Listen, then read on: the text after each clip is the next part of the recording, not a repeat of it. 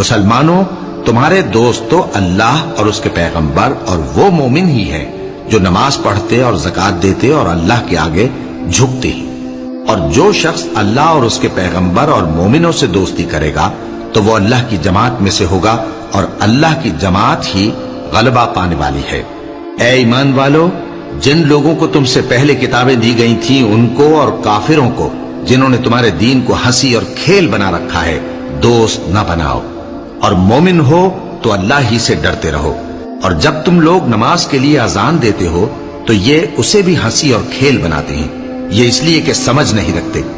کہو کہ اے اہل کتاب، تم ہم میں برائی ہی کیا دیکھتے ہو، سوائے اس کے کہ ہم اللہ پر اور جو کتاب ہم پر نازل ہوئی اس پر اور جو کتابیں پہلے نازل ہوئیں ان سب پر ایمان لائے ہیں، اور یہ کہ تم میں اکثر بد کردار ہیں۔ کہو کیا میں تمہیں بتاؤں کہ اللہ کے ہاں اس سے بھی بدتر جزا پانے والے کون ہیں؟